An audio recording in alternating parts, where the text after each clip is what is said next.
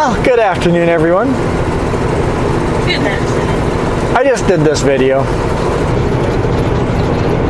I had a good conversation, apparently with myself and Jess. I was like, okay, it's been a while. We'll end the video. And it's like, wait, it's not recording. No! It's not recording!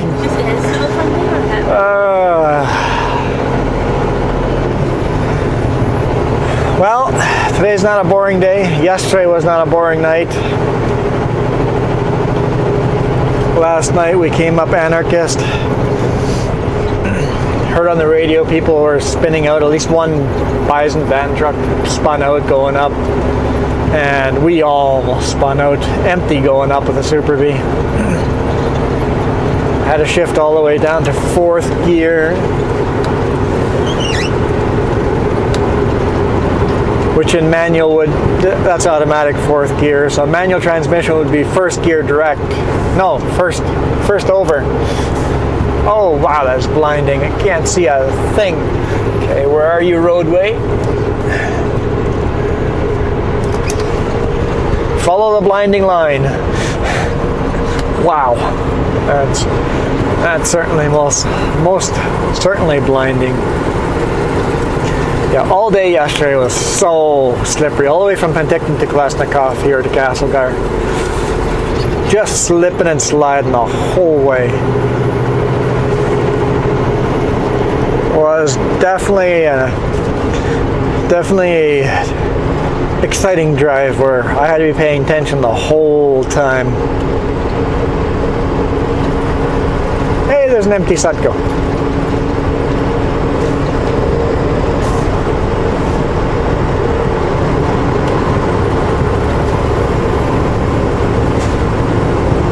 I wonder if that's the guy I preloaded for. That's what I was just wondering.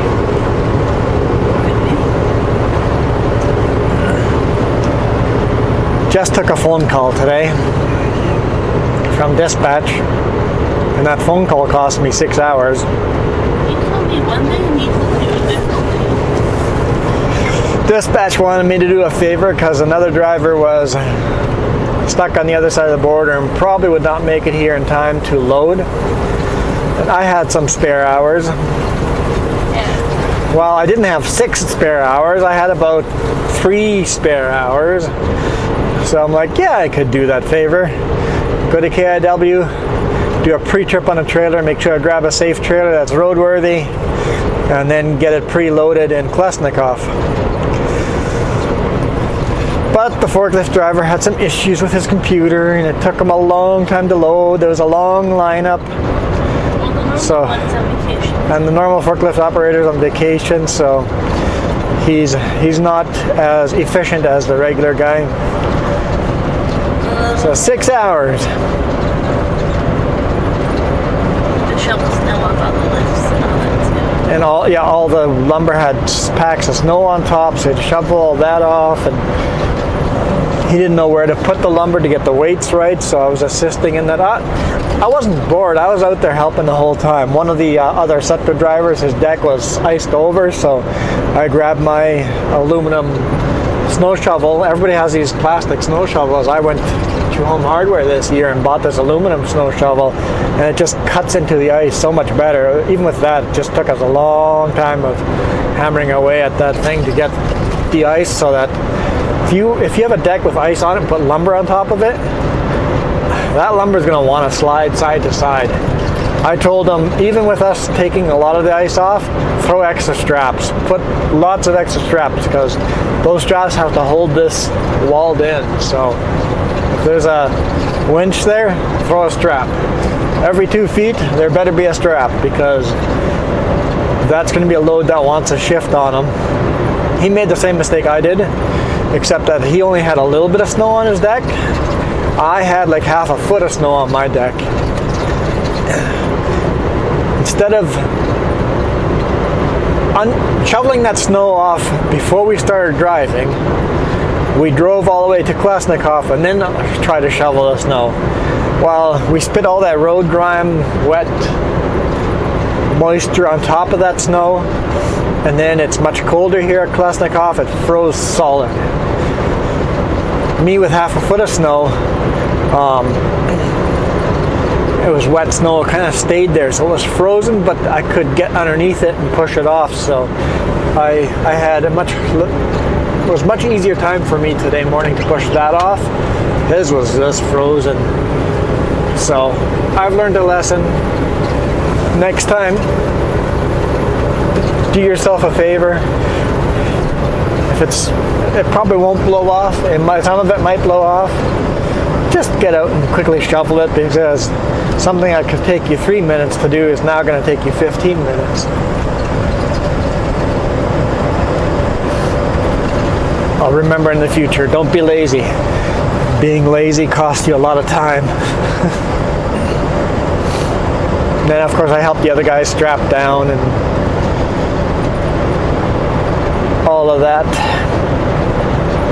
And of course that driver that I helped clean the deck off has broken chains and he has to go fix his chains. I'm like, well, just buy your own chain pliers.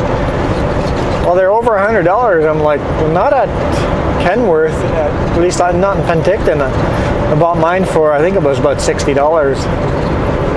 So he wanted to buy mine off of me and I could go buy a new set. And I'm like, not a chance. What if I need those pliers in the next 2 days?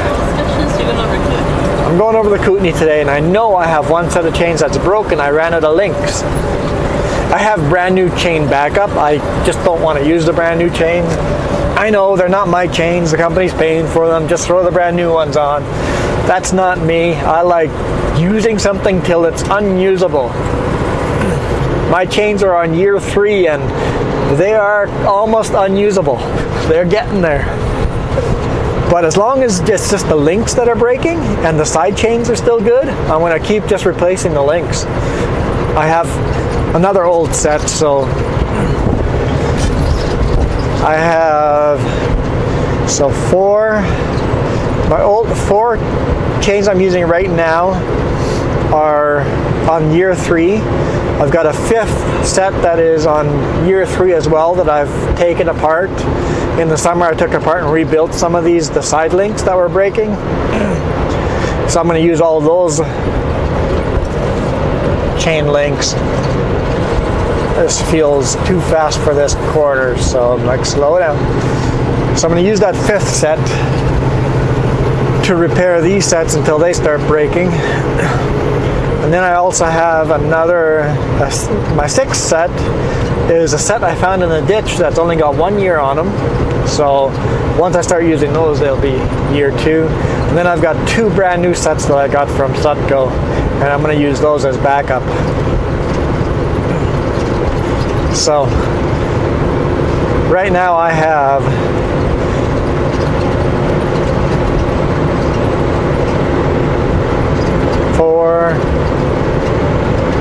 seven sets of chains that are functional, and another set that I'm using as parts to keep these functional. And if they're at home with me, I don't have to go to Salmo, I don't have to go to West Bank to get them. I got them at the beginning of the year. I said I want 2 new sets. They told me use the new sets and use one of the old sets. I'm like, I'm using all the old sets. I don't know why I do that. I just enjoy wearing stuff out, getting max use out of it. If I owned the chains, I would be doing the same thing, right? So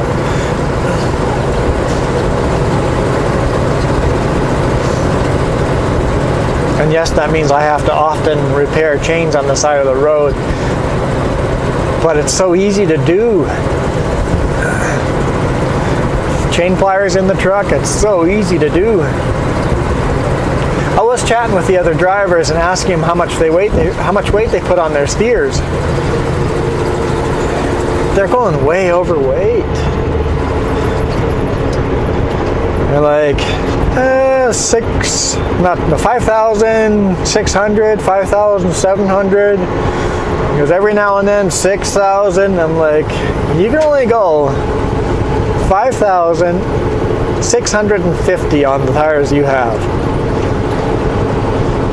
Plus, if you have the batteries for a bunk heat, you can go 200 kilograms over that. So 500 and 850, you're still legal. But if you're going higher than that, you're starting to push into the ticket range. I would not be willing to do that. But I was, and they have their fifth wheel centered not all the way to the back, so they could take the weight off the steers if they wanted to. I had my fifth wheel all the way to the back, and I was hitting 6,000 every now and then, so I didn't feel comfortable with that, so I wanted wider tires, so I got wider tires.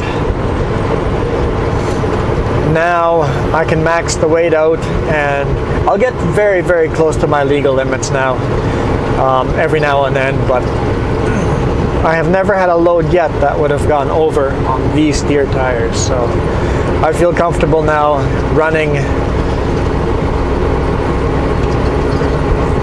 loads that would put a lot more weight on the steers, and those loads are really light loads.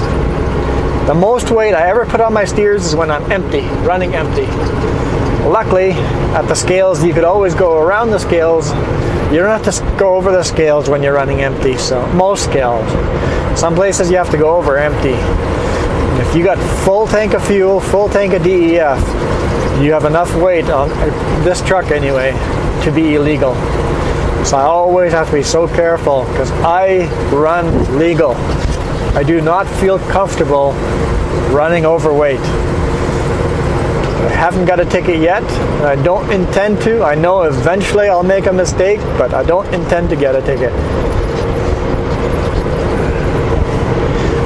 Yeah, normally we go over Bombi when we load at Klesnikov, but today I had to go to KIW anyway. It's like, well, it's only a few minutes longer going this way, like 3 or 4 minutes longer. I'll take this way because I don't have to go over Bombi then.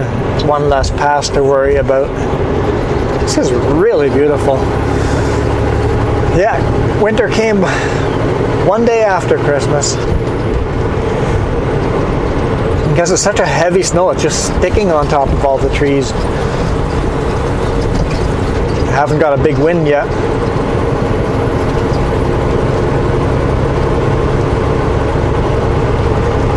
It is beautiful.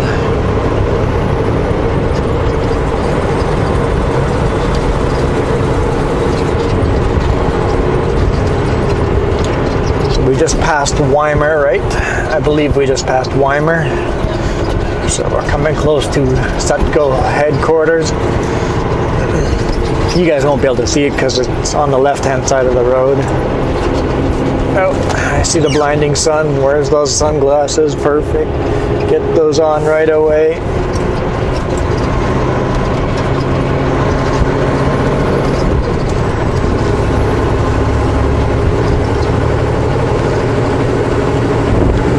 Got my lights on. Yes, good. It's rare I forget to turn my lights on, but I do every now and then forget.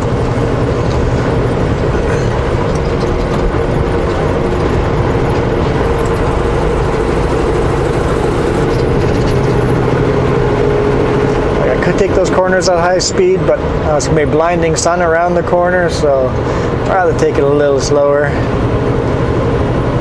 So how many hours do I have left to drive? See how we're gonna do here. We have 6.5 hours left. It's gonna take us 8.5 hours to get there. We'll make the Alberta border. Yeah, any mile we make into Alberta will be bonus, but Kootenay Pass is gonna take us longer too, but yeah, we should be able to get close to the Alberta border.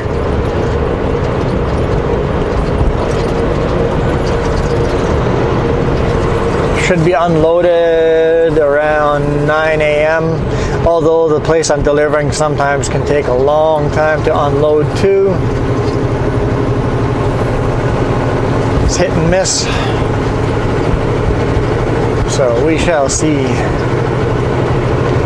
My plans were, before I did the favor, was to make it there today, call Calgary Pallet, and ask them to leave the gate open, and I would pull in and lock the gate behind me and sleep in their yard. They have done that for me in the past, let me sleep in their yard. So, and sometimes they'll even unload me in the evening, so it's always worth calling them, but we won't make it there today. And then we're loading somewhere in Calgary, which is getting delivered to Wenatchee, Washington on Monday morning.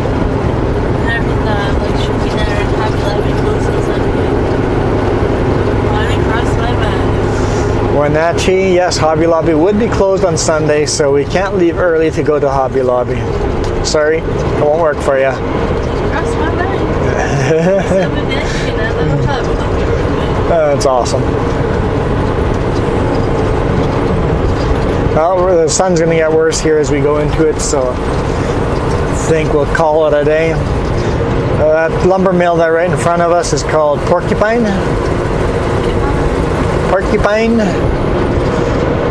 And on the left side here, behind all these trees, is our home office.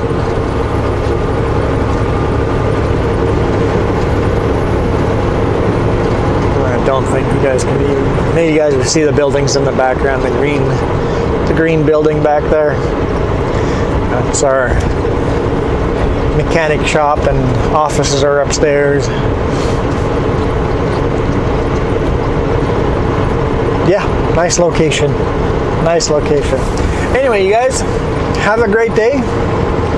We will talk to you tomorrow, hopefully on Highway 1 in the Rockies. I'm optimistic it'll work out. We'll see. Guys, enjoy.